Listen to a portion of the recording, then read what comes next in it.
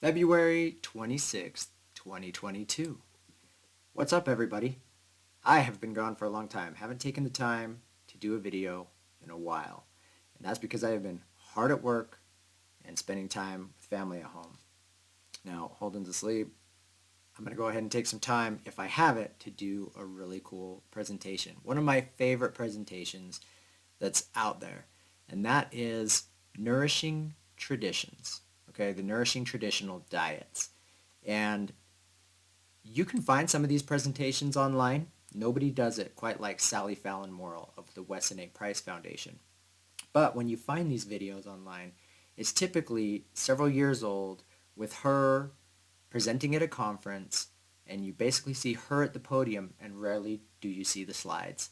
So I've gone ahead and downloaded her presentation from 2018. So the presentation itself is older, but the story is about Weston A. Price and his findings back in the 1920s, 30s, and 40s, and his presentation that to me are some of the first true data really around epigenetics, even though epigenetics wasn't a term that was coined quite yet back then.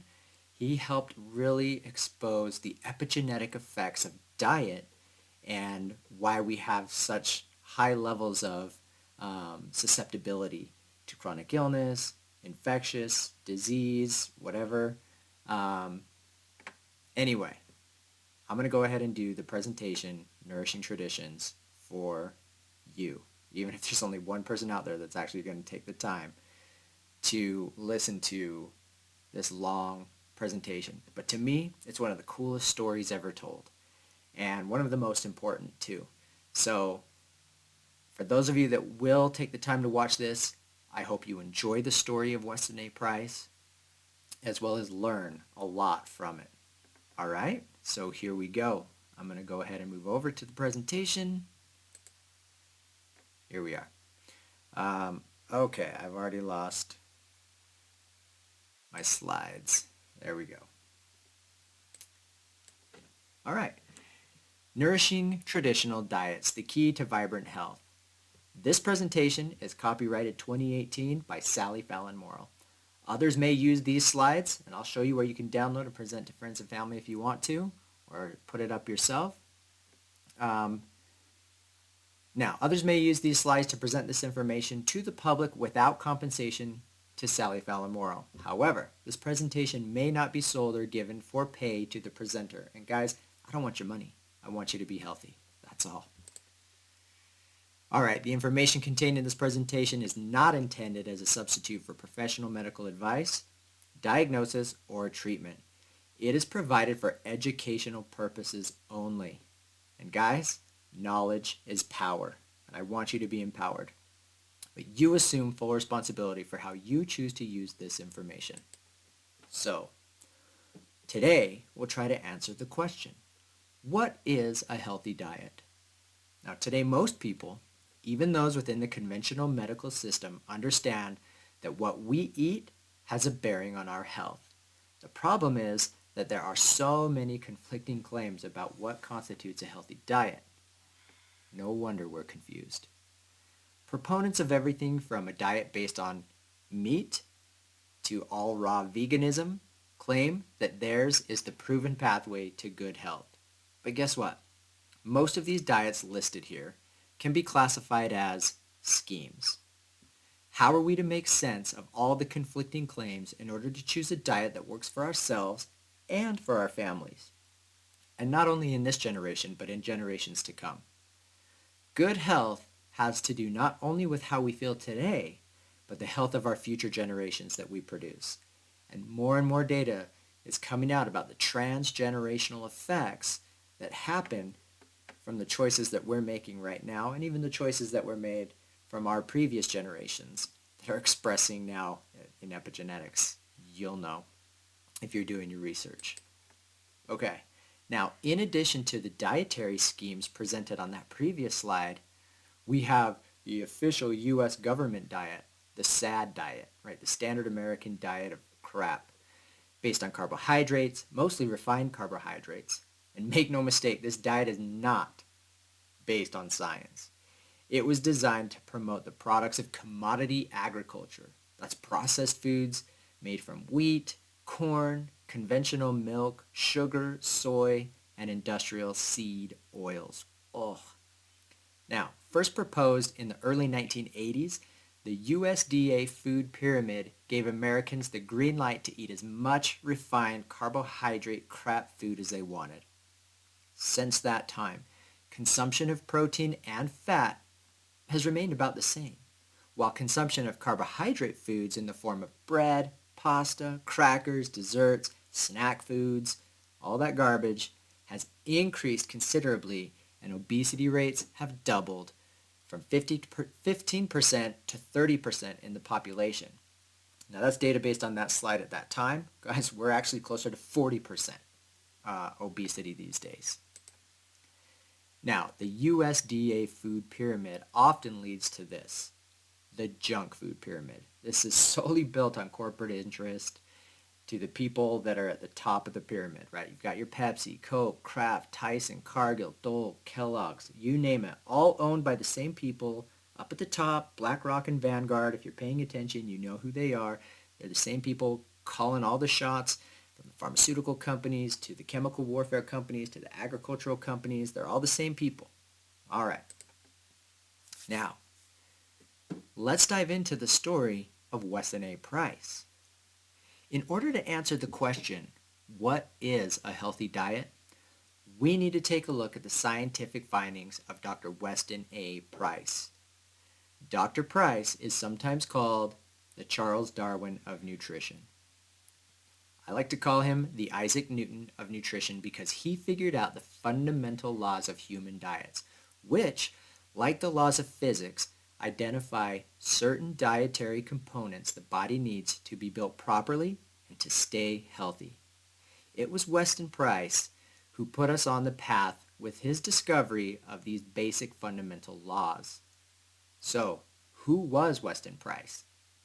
Weston Price was a dentist. Yeah, he was a dentist who practiced back in the 1920s, 30s, and 40s in Cleveland, Ohio. He was well known and well respected. I lost my spot. Okay, he was well known and well respected in his day, widely published in peer-reviewed journals. He was the author of a textbook on dentistry used by the U.S. Navy. He served as head of the research for the National Dental Association, and he had a laboratory in his dental office where he evaluated different foods for nutrient content. He wrote prolifically and did a lot of research on root canals, which we now know, and if you've seen the documentary Root Cause, are a key contributor to chronic illness, including cancers, all kinds of problems tied from chronic infections and root canals. Anyway, Dr. Price became more and more concerned about the increasing amount of dental caries that he was seeing in his patients. He noted that tooth decay not only caused a lot of suffering, but also people that suffered from tooth decay invariably had other health problems. Now, in addition, he was concerned about the children coming into his practice.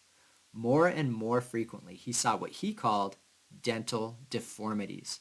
Now, we have a euphemism for that condition today. We just call it crooked teeth. I've got a mouthful of them, right?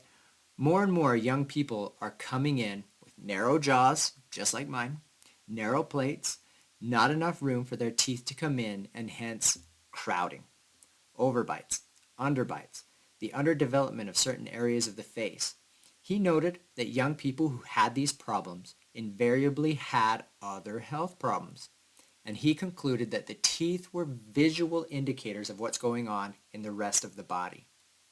Now, Dr. Price practiced at a time when the world was opening up, meaning adventurers and anthropologists were going into areas where there had never been any contact with civilization before. Now, their observations and photographs appeared in magazines like National Geographic. They frequently observed that these isolated peoples had beautiful, immaculate teeth. In fact, the 19th century American painter George Catlin described the teeth of the Native Americans as white and straight as piano keys. Dr. Price had a nephew who worked for the National Geographic, so So this was dinner table conversation in the Price household. Now, these reports really intrigued Dr. Price. And this is really cool where this all led. Really interested him very much. And he decided to start out on a series of travels to find these people with such beautiful teeth. His investigations lasted 10 years and are described in his book, Nutrition and Physical Degeneration. In his travels, Dr. Price sought the answers to two questions. The first question was, was it true, right? Did they really have these great teeth? Were these reports of populations that did not suffer from dental caries and dental deformities actually true? Did people with excellent dental health, and by inference, excellent overall health, really exist? And if the answer to these questions was yes, then he sought the answer to the second question. What were these people eating? He was not interested in what unhealthy people were eating. He knew what unhealthy people were eating. He wanted to know what types of food the diets of healthy people contained. What a novel idea, right? Instead of studying disease, actually study health and see how to sustain it. That was the genius of Dr. Price. He asked the right questions and had the fortitude and persistence to determine the answers. It was the perfect time in the history of the world to seek the answers to these questions because groups of isolated people still existed, and he had at his disposal a new invention to record his findings: the camera. All right, this is going to get good, guys. Dr. Price began his travels to remote parts of the globe in 1931. The first place he visited was, I don't even know how to say this, Lachin Valley, a very remote valley in Switzerland. At the time, the only access to some of the villages in this valley was a footpath that was too narrow for even a wheeled cart. Thus, Dr.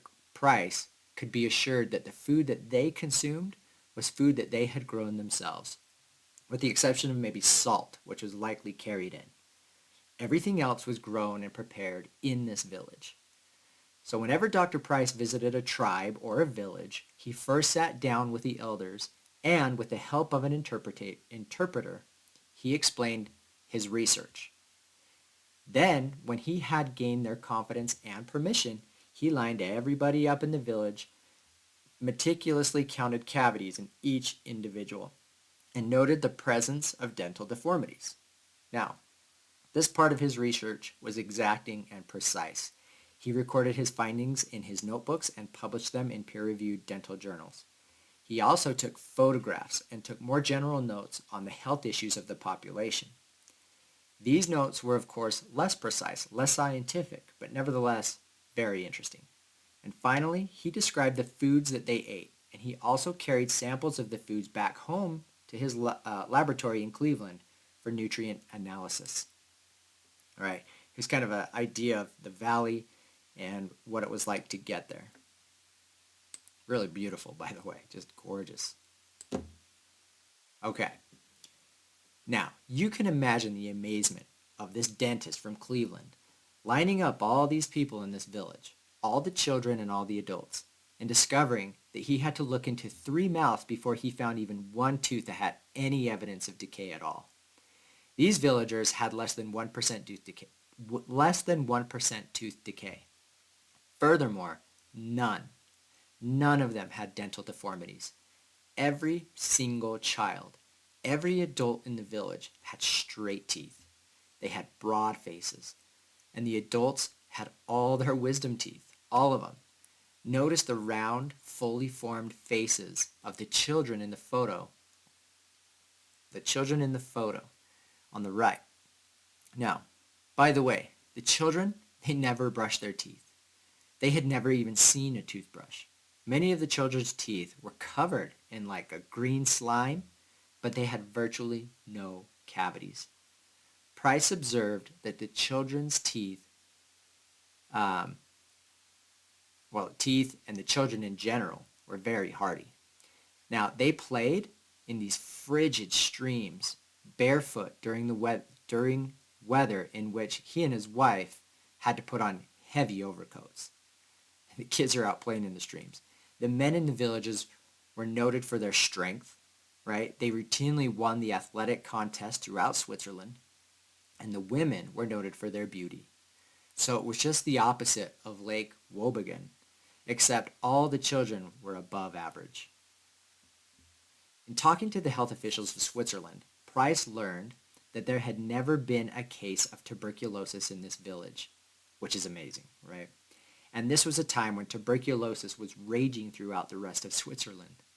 They couldn't explain this remarkable fact as a result of lack of contact because very young, very often the young people would leave the village, go work somewhere else, and then come back later. So why didn't they get sick when they were gone? So they did have exposure to tuberculosis, but no one from the village had ever contracted that disease. Thus, with this first visit, Price answered his first question with a resounding yes. He had found a healthy, isolated population, and judged by the evidence of their teeth and by the anecdotal evidence of the Swiss health authorities, confirming all of these things. So he turned his attention to his second question. What were these healthy Swiss villagers eating?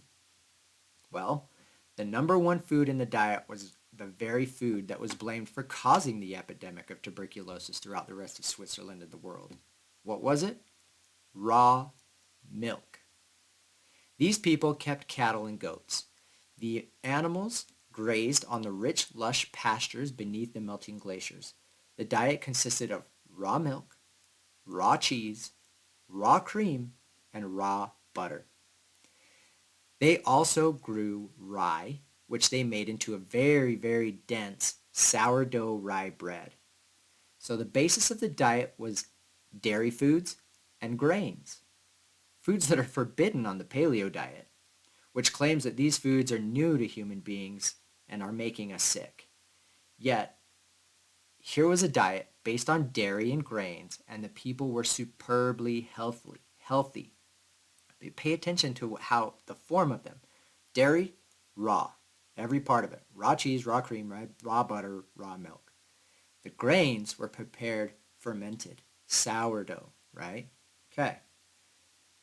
The Swiss villagers also had meat about once a week.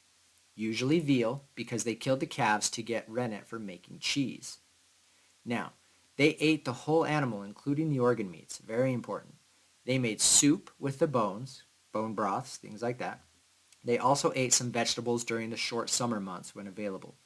But the basic diet for the Swiss villagers was raw milk products, and sourdough rye bread.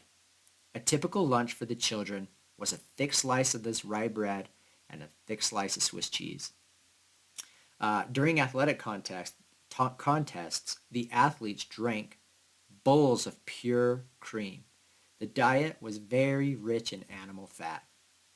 Every isolated culture that Price observed had one or more sacred foods. The sacred foods were foods considered very important for couples before conception, right? For pregnant women, during lactation, and for growing children. Those were the sacred foods. Now today, we're very casual about how we bring children into this world. When something goes wrong, we blame it on their 3 Gs. Germs, genes, or God, right? But all primitive peoples understood that the responsibility for bringing healthy children into this world rested on their shoulders. The sacred food in Swiss villages was the butter that came from the cows when they first went up to pasture in the spring. This butter always came out this very deep orange color. And they actually had a ceremony in which they lit a wick in a bowl of butter and on their altars to honor the life-giving force in this wonderful butter. Now here is a picture of their sourdough rye bread. First notice the beautiful bone structure of the woman holding the bread, her high cheekbones. Also, she's also nice and slender despite her high-fat diet. Also notice the hole near the top of that loaf of bread. This is put there so that they can hang the bread up with a hook. The bread is sourdough and it takes a long time to make. and then it's hung up and allowed to cure for an additional 2 weeks. The process of making the bread, with the long curing,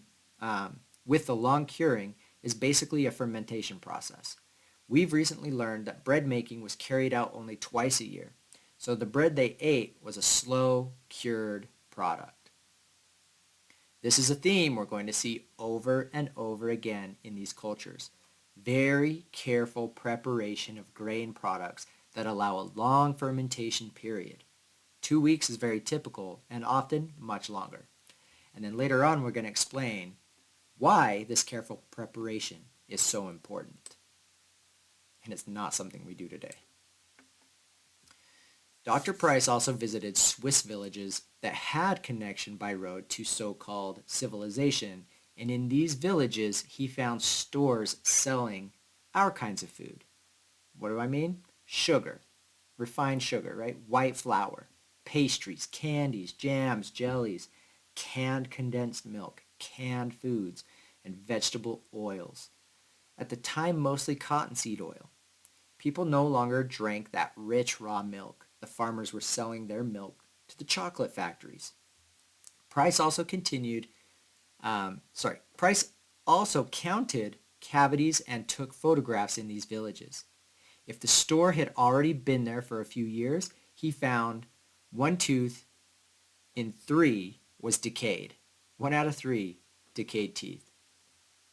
And if the store had been there long enough for a new generation to come along, the children born to the parents who had changed their diet and already had dental deformities, those children had already dental deformities being birthed from their parents that were already consuming those diets. Their teeth were coming in overlapping, crowded, and crooked. Very common today. Their faces were more narrow than those of the primitive children he had seen in the Lachlan Valley.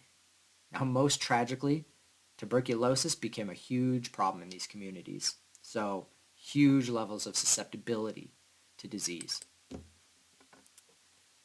Now, next, Dr. Price went to a remote island off the coast of Scotland in the Outer Hebrides. Here he found a very healthy population with excellent dental health.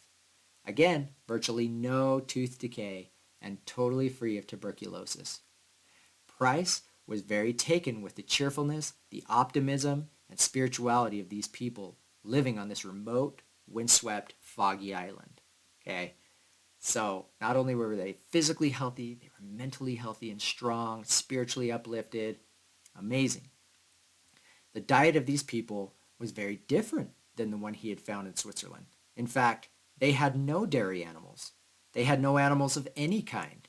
They had no chickens, no pigs, even no eggs. And they had no fruit, no vegetables, no broccoli. How could they possibly be this healthy? So, what were these hardy Gaelic people eating? Well, they ate seafood. The diet was based on seafood of all types, and not just skinless fish fillets, but the whole fish, including the skin, the head, the liver, and the liver oil, and shellfish of every type. They also grew oats, which they had made into porridge and oat cakes. Now, oats and seafood, that was the diet. The only green food was seaweed, considered very important for good health. The sacred food on this island, one that was considered important for the pregnant women and the growing children, were cod's heads stuffed with oats and chopped cod's liver. So they knew the most nutrient-rich foods were the cod's heads and the cod's liver. All right. So the people in the Outer Hebrides lived in cottages that had no chimneys, and their thatch, the thatch on top of the roofs, were blackened with smoke during the winter. In the spring, they would remove that blackened thatch from their roof and spread it out on the fields so that they could get a good crop of oats. The soil was very poor on these islands, but the islanders understood the principles of soil fertility. Dr. Price did an experiment in which he took soil from the island and put it into different pots.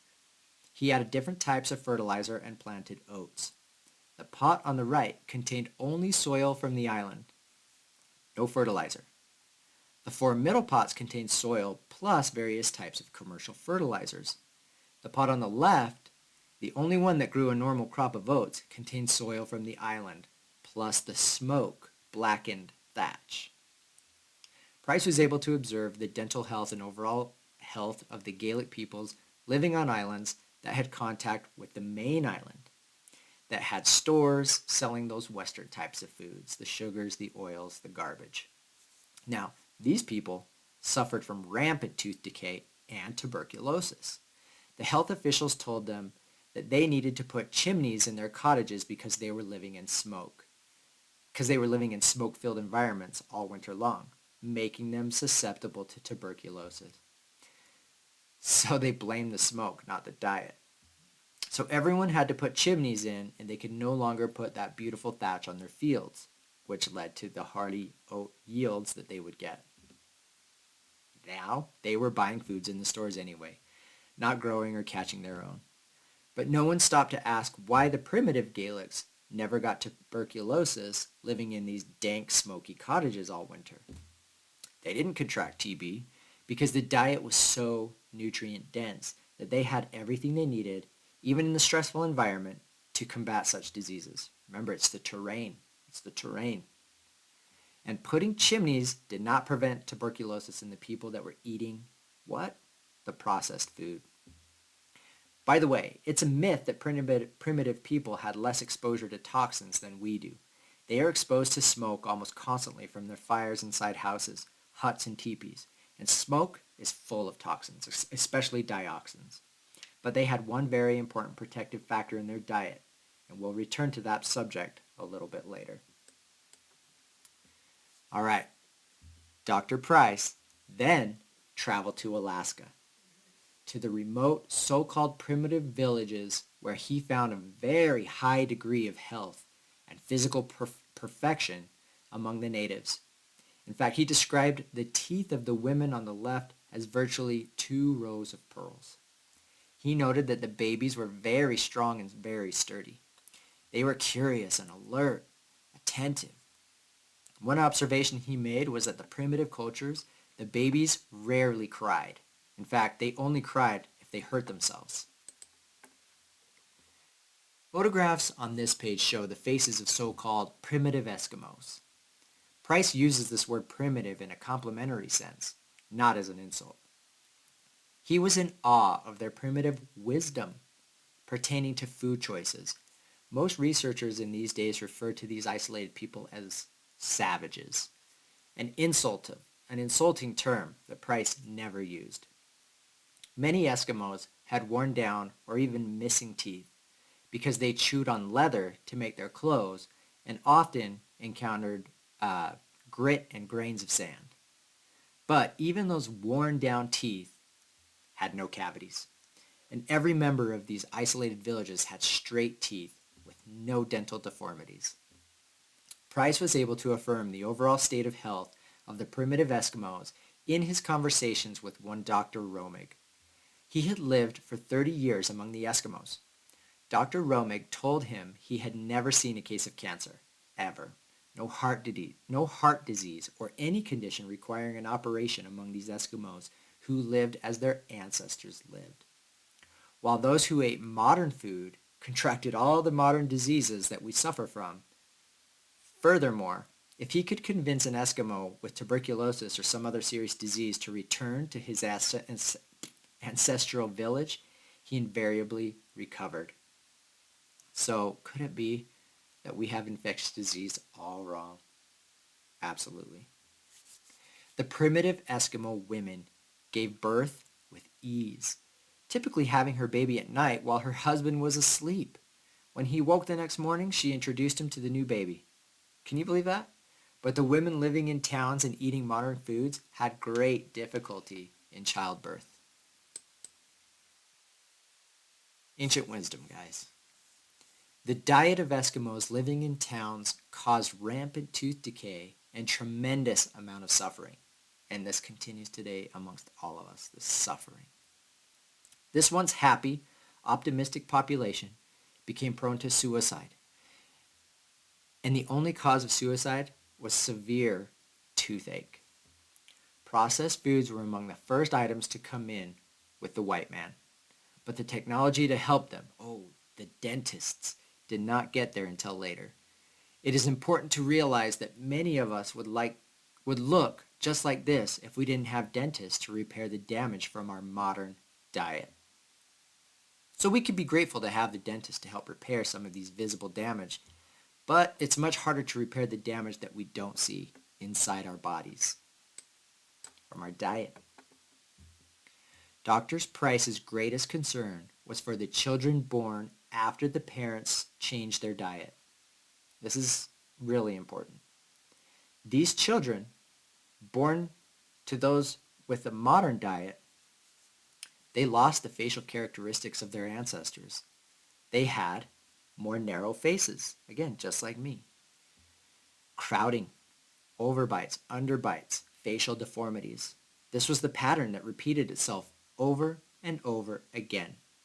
Excellent facial structure in the parents brought up on primitive diet comprised of facial structure in the children born after the parents changed their diets. Okay, compromised facial structure in the children born after the parents changed their diet. Price was not the only observer who noticed these changes in facial structure.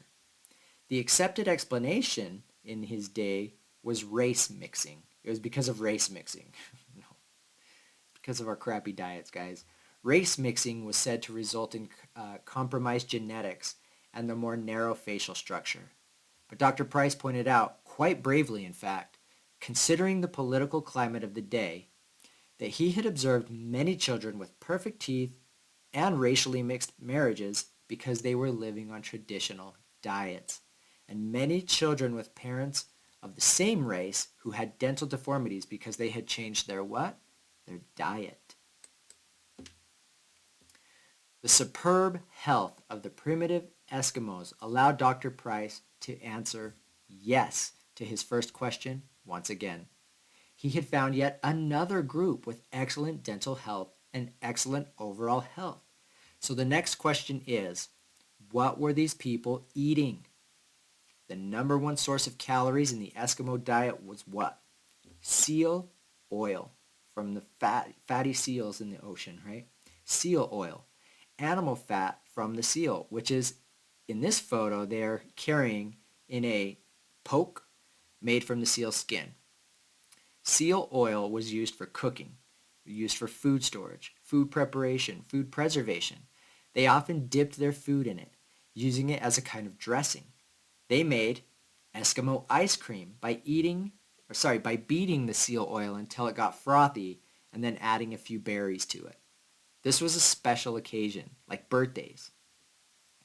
They also made fish egg ice cream by squishing fish eggs up in snow or adding them to whipped seal oil. They also obviously ate lots of fish. The fish were prepared by fermentation, thrown into a hole and allowed to ferment until they became soft and slightly rancid. They softened the fish bones, which provided them with calcium. They also ate lots of game animals. The Alaskan natives did have one food combining rule. This is important also, guys. They never ate lean meat, okay, which is something you're told to do. Don't do it. They never ate lean meat. The lean muscle meat from the game was smoked or dried, and then when they ate it, they knew that they needed to spread it with fat from the animal. So they would dry out the protein, right, the muscle meat, but they would save the fat. And when it was time to eat it, they would take the fat and spread it onto that jerky or whatever, and then eat it. Always combining the protein with the fat. All right. They also ate lots of nutrient-dense organ meats, particularly the liver, the brain, the stomach, the marrow, and even the intestines of the animal. There were very few plant foods in this diet. Fat, mostly animal fat, supplied about 80% of the total calories. Pretty amazing. Okay, the sacred food. The sacred food found among the Eskimos was salmon roe.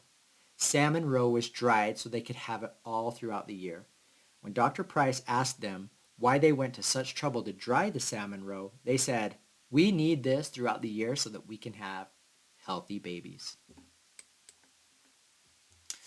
Dr. Price traveled throughout the United States and Canada to study Native Americans. He did not find very many groups living as their ancestors had done by this time in the early 1900s. Mostly, they were living in reservations on Western processed foods, in a state of suffering and misery. However, old photographs show us excellent bone structure of those who had grown up on the ancestral diets. The early explorers consistently described the Native Americans as tall, well-formed. The Indians of Texas, the explorer Cabeza de Vaca, wrote, "The men could run after a deer for an entire day without resting and without apparent fatigue. One man, near 7 feet in stature, runs down a buffalo on foot and slays it with his knife or a lance as he runs by its side." De Vaca reports on an Indian traversed by an arrow, he does not die but recovers from his wound. The Caracawas, a tribe that lived near the Gulf Coast, were tall, well-built, extremely muscular. The men went stark naked, the lower lip and nipple pierced, covered in alligator grease to ward off mosquitoes. Happy, generous, the amazing physical prowess. They go naked in the most burning sun. In the winter, they go out near early dawn to take a bath, breaking the ice with their bodies. Kind of similar story to those in the Swiss mountains, right? The kids in the cold playing in the water. This cold wasn't an issue, right? They were strong, physically so strong. All right, in northern Canada. Now, in northern Canada, Price found some groups still living as their ancestors had, consuming the foods of the land, mostly game, especially the organ meats. They had uniformly excellent dentition. The fat was prized. In fact, just like the Eskimos, the Native Americans would not eat lean meat. They considered it dangerous. They hunted older animals because they had a buildup of fat along the back.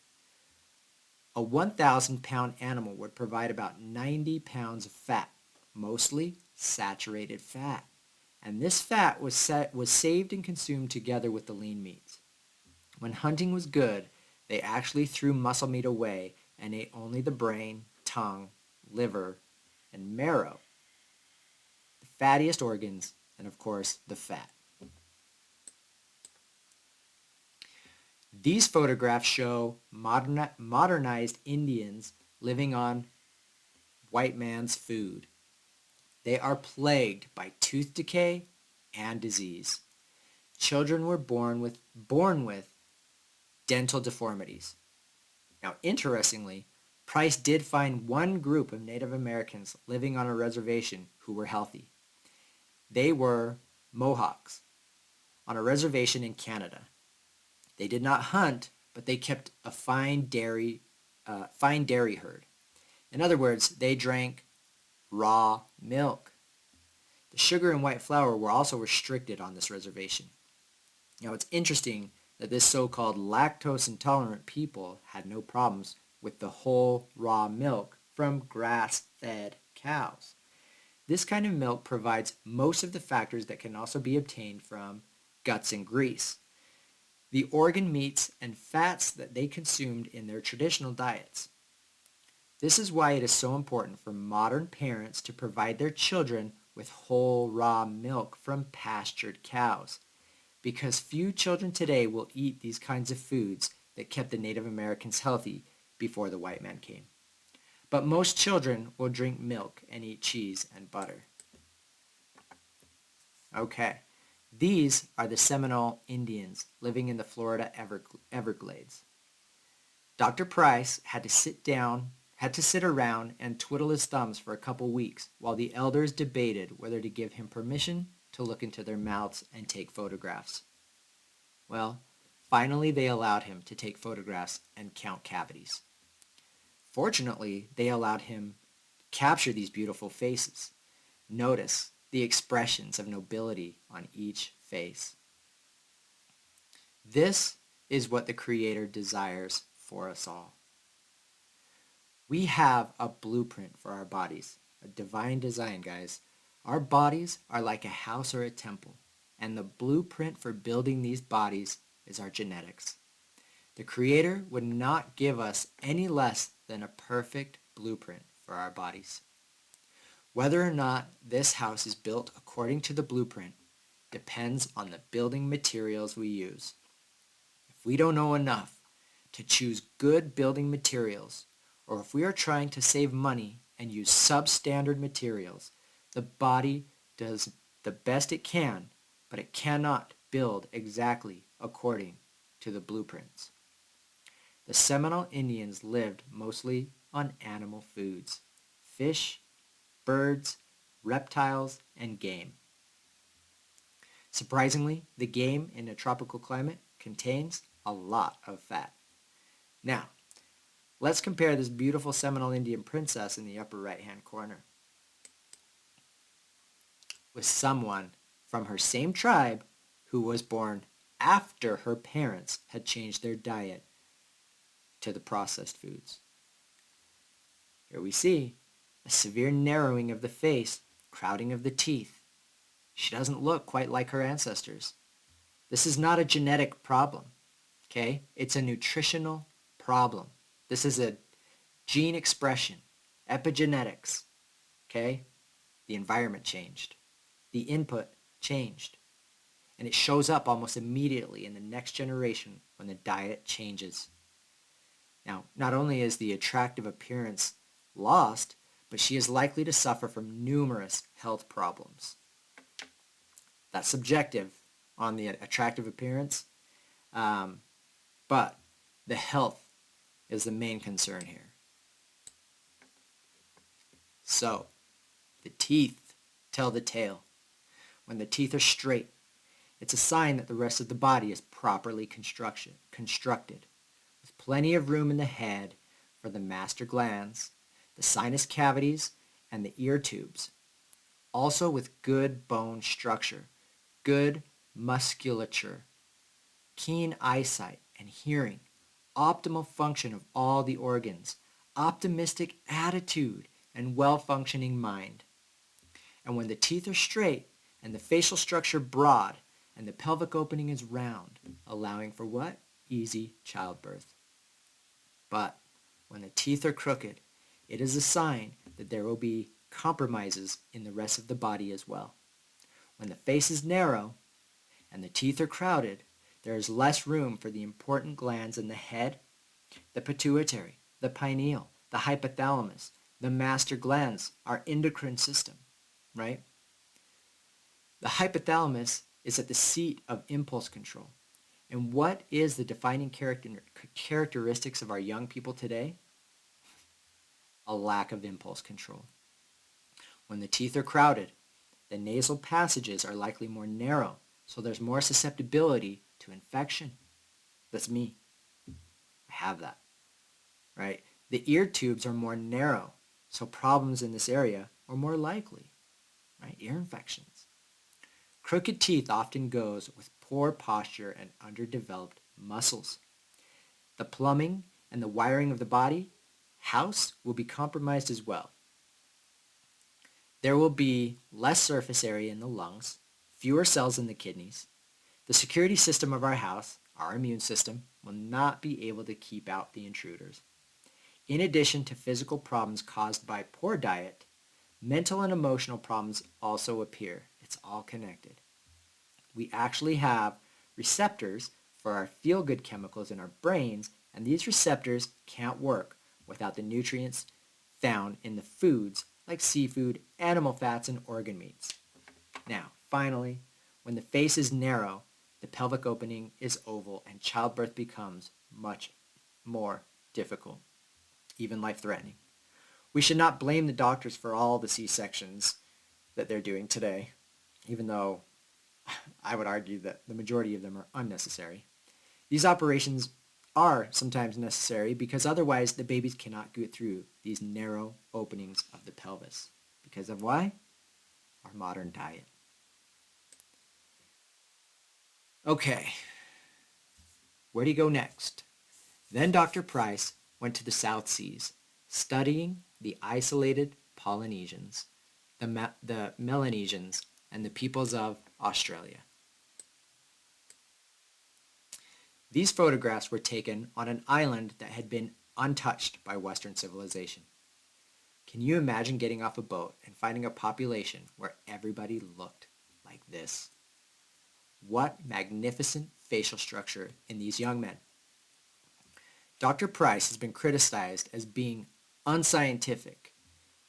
You can go on to quackwatch.com, Google his name, you'll see a loon, a quack, whatever, and you'll read detractors who say that he was just a quack on a whirlwind tour, who could not have discovered anything important.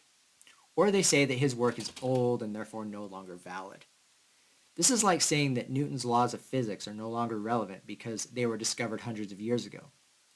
We can no more afford to ignore the laws of good nutrition than we can afford to ignore the laws of physics, jumping off a tall building, assuming there will be no consequences. Critics aside, there's no question that the faces of this type have disappeared. The dentition of these boys is absolutely remarkable. And these are the faces of teenagers. Look how happy and optimistic they are. You don't see anxiety and stress and depression in these faces. Except our teenagers today, they do not have these type of expressions on their faces. It's pretty sad. Price noted that all of the women looked like sisters and all the men looked like brothers, even though they were not related. This is because their diet was so good that it brought out the optimal expressions of their genetic potential. And we all have that potential, guys. The lovely lady in the upper photograph is 90 years old. When you have excellent bone structure, you age very gracefully. Now, we will never know what the average lifespan of these people was. No one was keeping records. No one knows whether they were always telling the truth when they gave their age. But Price commented on the fact that he found many old people in these communities. Often they lived in special enclaves for the elderly and ate foods that were reserved for them because they were easy to hunt or gather. Even the Eskimos living in their harsh environment had traditions of longevity. Many Eskimos claimed to be over 100 years old. The important point is that there were many elderly peoples in the communities living useful lives and playing important roles in the community, often as sages and teachers. Is that still going on today? No. Our elderly are demented and put in homes so that you don't have to deal with them. It's tragic. What were the foods consumed by the healthy South Sea Islanders? In this part of the globe, we see a lot more variety. They actually ate a lot of plant foods, fruits, tubers, vegetables, and very oily fruit called the coconut. Nevertheless, the basis of the diet was seafood, like octopus, shellfish, and all different types of fish. They also had pigs on the island which were roasted in underground pits. Of course, they ate the whole pig, the organ meats, the fat, the skin, and also the blood. They had more carbohydrates in the diet than we have seen before, in the form of the taro, pictured in black on the lower right, which was buried underground and allowed to what? Ferment. It's interesting that on some of these islands, heavy people were considered very beautiful, and they got heavy by eating a lot of taro root. They understood the carbohydrate principle. The young man in the lower left is eating a snack which he did not get from the vending machine. He's eating a delicious, fatty sea worm. The sacred foods. The sacred foods on this island were usually the organ meats of the certain fish and the shark. Shark livers were put inside the shark's stomach, hung in trees and allowed to ferment. The oil dripped out and served as an important sacred food. Also, the men ate the male reproductive organs and the women ate the female reproductive organs of the shark. Now, this photo shows shark stomachs with the shark liver inside, hanging in the trees to ferment. About 1 liter of oil dripped out of each liver. This was the sacred food, very similar to fermented cod liver oil that is available today. On the islands where there were trading posts or missions, Price found a very different situation. Okay, they had access to the processed foods. He found an immense amount of suffering from tooth decay as well as from white man's disease, from tuberculosis to cancer. Although very spiritual man, Dr. Price became disillusioned with the work of the missionaries who he observed invariably brought in these Western foods. We have an old film clip of Weston Price in which he says that he comes as a missionary from the primitive peoples to teach the civilized people how to be healthy. So he's reversing the roles, right? He's serving as a missionary to teach us how to be wise like our ancestors once were. Unlike most people of his day, he believed that the primitive peoples had much more to teach us than we had to teach them. And I would agree. In the next generation of South Sea Islanders, the altered facial structure predictably appears. And notice that the expression of cheerful optimism is absent from these faces. These young people have a look on their faces as if to say, I think I've been cheated. I've been had. But they can't pinpoint just how. And they have been cheated. They have been cheated of their birthright to physical perfection. Havelock Ellis, a psychologist, once stated, people have forgotten what the savage instinctively knows, that a perfect body is the supreme instrument of life. We received a letter recently from a woman whose father was familiar with the work of Weston Price.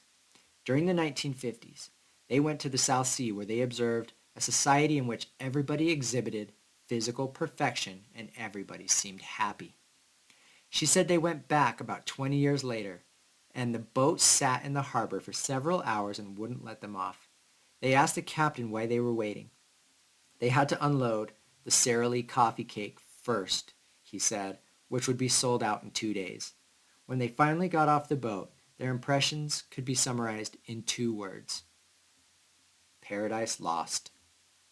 She said what really struck her was the babies who were crying. When they visited during the 1950s, they never heard a baby cry or saw children fighting or quibbling. The contentedness, the happiness had disappeared. These photographs were taken at a tuberculosis ward in Hawaii. Every child in the ward had dental deformities. The dental deformities were not, of course, the cause of tuberculosis, but the same deficiencies that prevented the optimal expression of their genetic potential made them very susceptible to this disease. Price believed that tuberculosis was not caused by a pathogen, but by a poor lung formation, which made the lungs very susceptible to the effects of pathogens. Again, terrain theory. In Australia, Dr. Price spent time among the Aborigines who lived as their ancestors lived. They exhibited a very high degree of physical perfection, visual acuity, strength, and agility. These are Aboriginal women. They have never been to a dentist, never brushed their teeth, yet their teeth are so perfect they look like false teeth. The Aboriginal diet was most interesting. In fact, it had a lot of variety, including fruits, vegetables, grains, and legumes. The grains and legumes were prepared with great care. Again, very important. They were placed in leaching basket in a running stream for at least 2 weeks and then prepared by roasting, pounding, and cooking. We see this careful preparation of grains and legumes in all traditional societies. They weren't just refining them and cooking them. Nevertheless, the diet was still based on animal foods. They hunted birds, they fished, they hunted game animals. Once again, we find the tradition never eating lean meat, always combined with fat.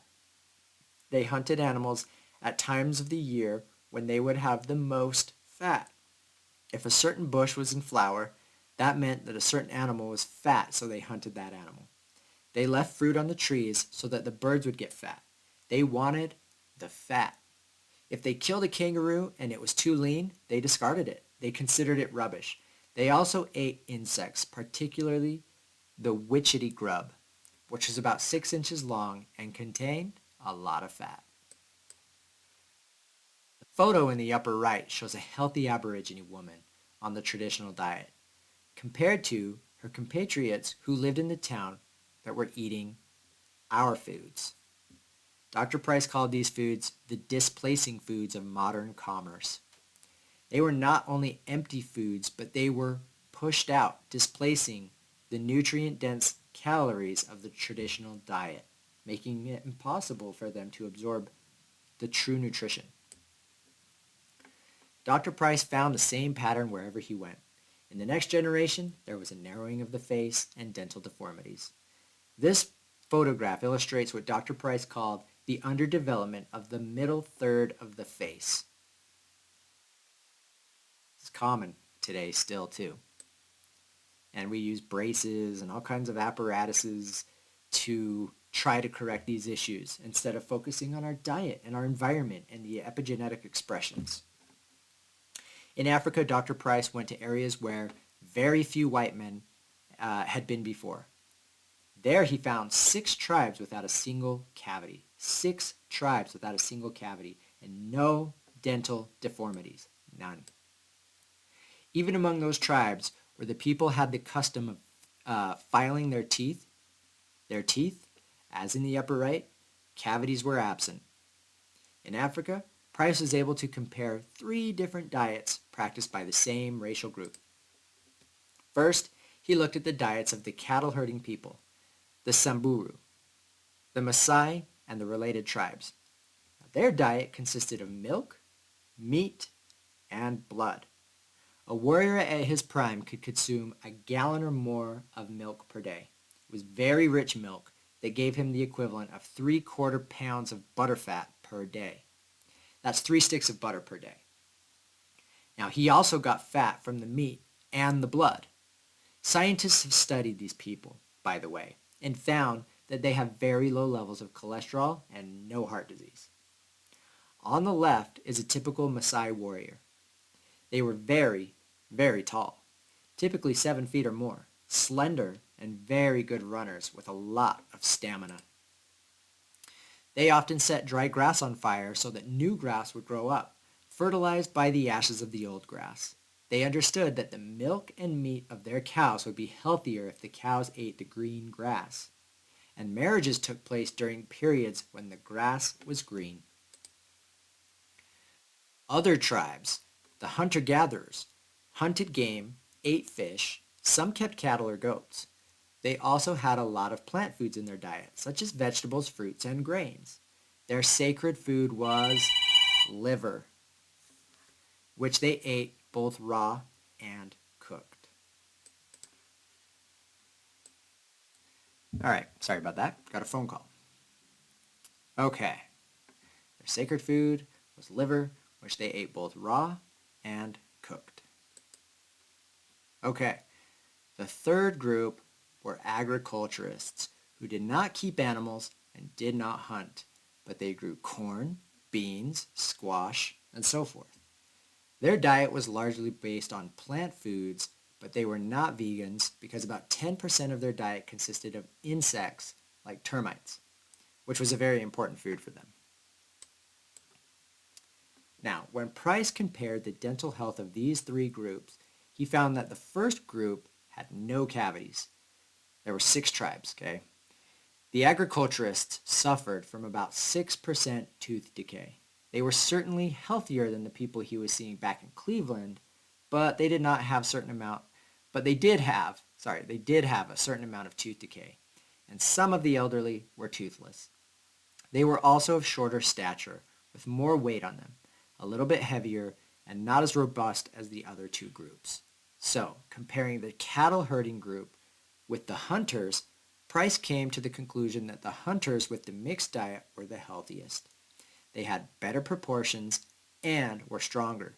So, one of the conclusions of his Africa trip was that optimal diet avoids the extreme of too much animal food or too much plant food, but was a balance somewhere in the middle.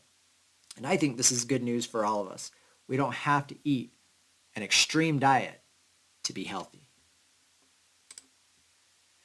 Oh, the tooth decay. No matter which diet the various African tribes started out on, none of these groups were immune to the ravages of the modern diet, causing tooth decay and tremendous suffering as usual.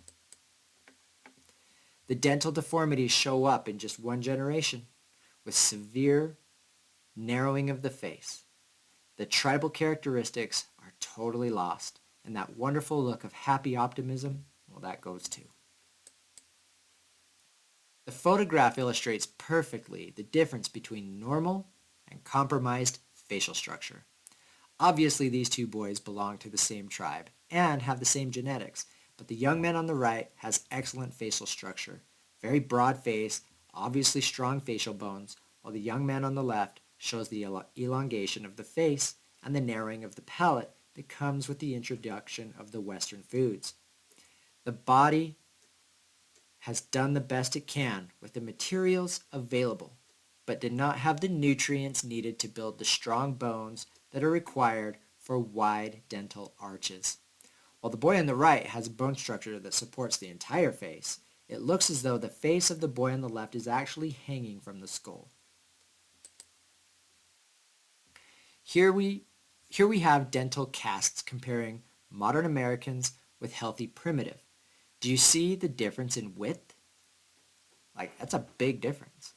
What you see in the cast on the right is beauty, strength, and order. What you see on the cast on the left is weakness, chaos, and physical degeneration. We know from animal studies, particularly the studies of Francis Pottinger, that if you put animals like cats on a deficient diet, a diet deficient for that animal, you will start getting a narrowing of the palate and a softening of the bones in the next generation. The animals develop all sorts of modern disease.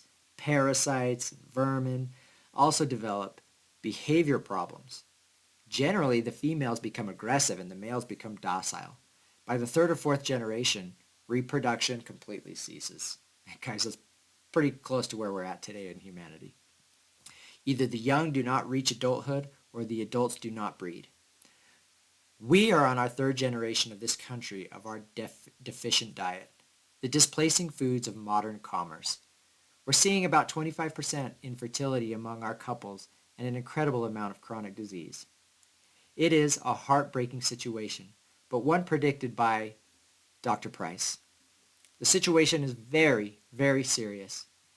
We are at the edge of a precipice. If we don't figure out how to eat properly and turn this trend to physical degeneration around, we're going to die out as a species. This is what motivates us at the Weston A. Price Foundation. The critical need to get accurate nutrition information out to the public so the next generation will be healthy. When we set up the foundation, one of our earliest members had a dream. He saw the words of Weston Price instead of Weston Price, and realized that his name meant that the price of westernization is physical degeneration. This does not have to happen if we make wise choices in our use of technology and our production and use of food. The primitive people had no choice. The only food that they had to eat were good foods. But we have to make the choice between good and bad foods. That is the price we pay for being modern. The architectural diagram in this slide are to illustrate the point that any arch, whether in the mouth or in a building, needs to be built with strong building materials. In Pottinger's studies, cats develop dental deformities, weak bones, various diseases, behavioral problems, and infertility when they were put on a diet inappropriate for cats.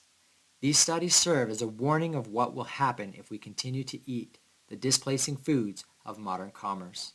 We are already seeing an epidemic of chronic disease, behavioral problems, and widespread infertility. Here are typical deformities that dentists see. They tell their patients that this is due to hereditary issues or due to thumb sucking.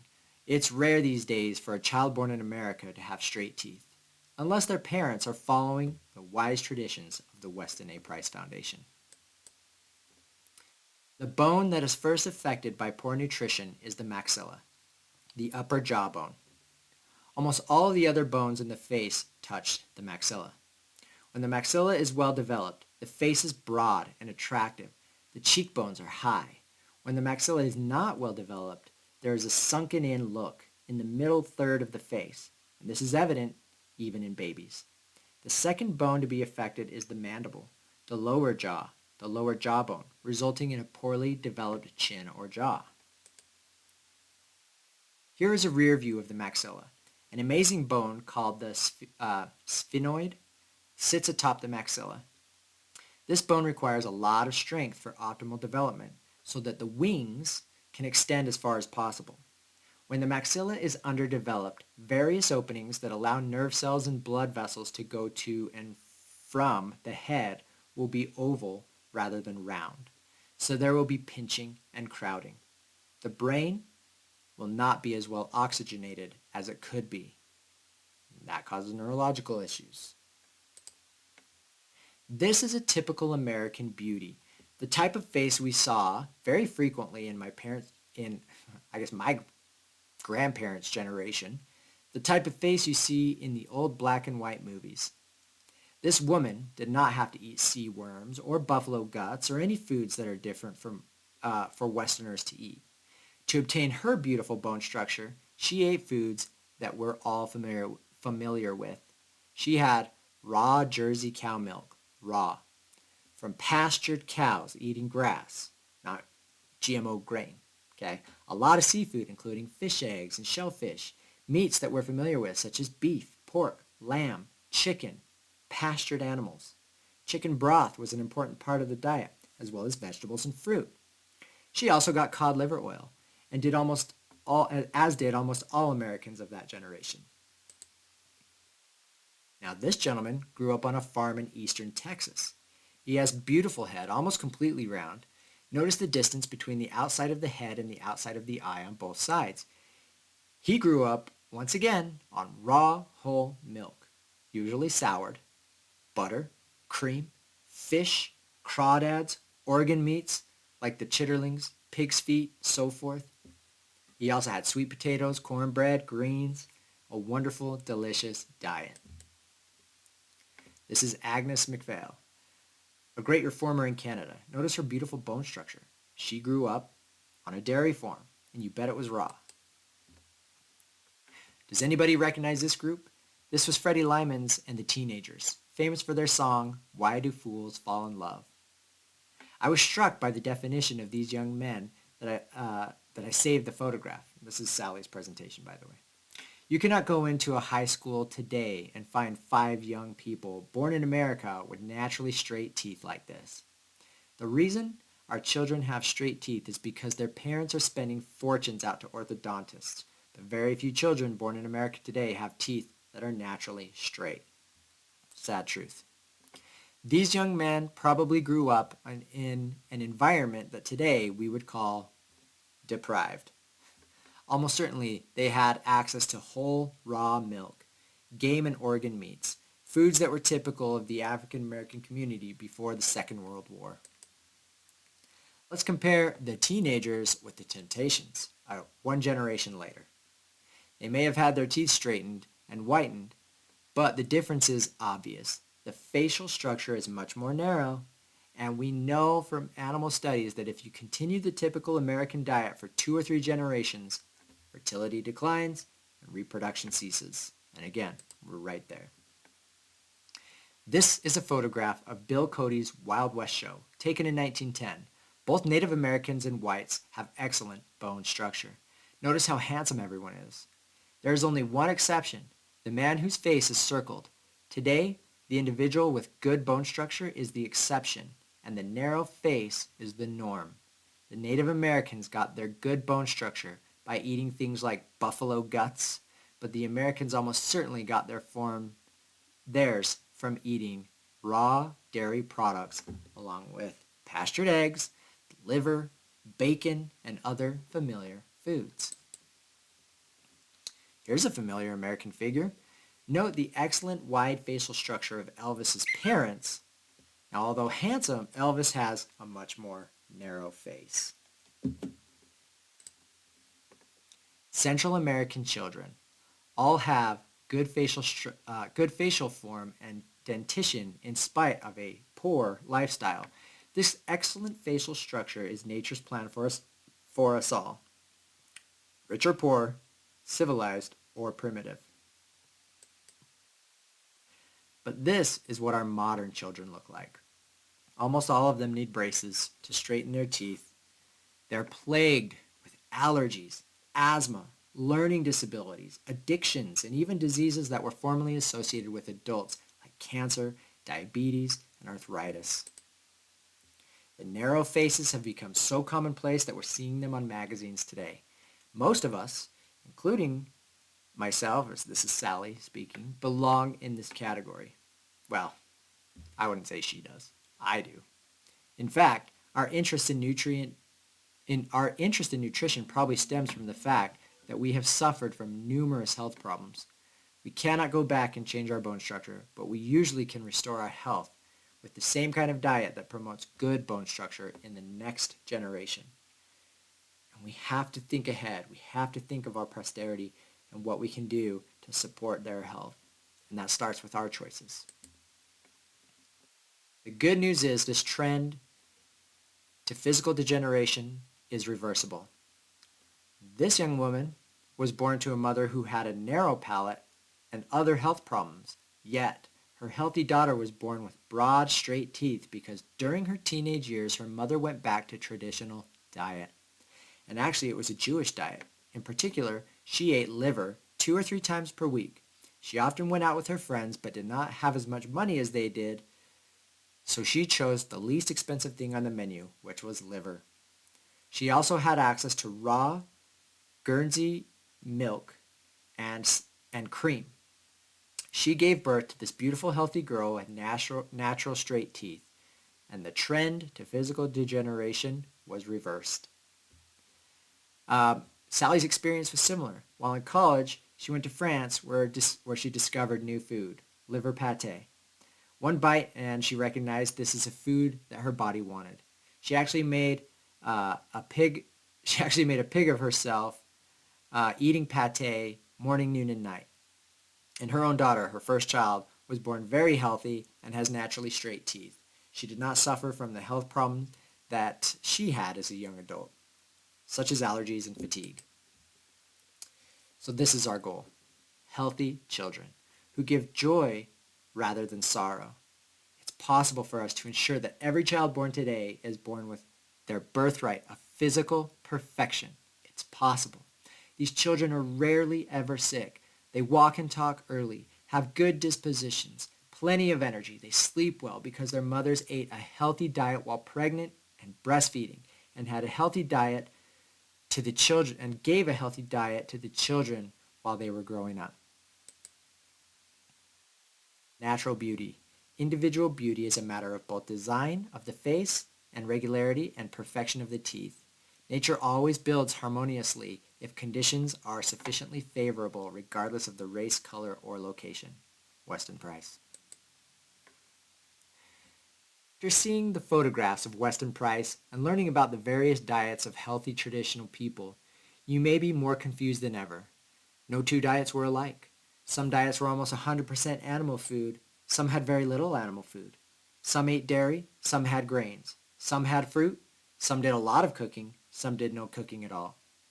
So how are we supposed to make sense of all these different diets and put them into a form that you can implement in modern kitchen? This is the task that lies before us, to identify the underlying characteristics of healthy traditional diets so you can implement these principles using foods that you like, that you are familiar and find familiar, that you and your family find familiar, and that you can afford, and that your children will actually eat. So, what we're going to do now is take a look at the 11 underlying characteristics of healthy diets. Then we will look at 11 practical steps you can take to change your diet for the better. Thanks. Stay tuned.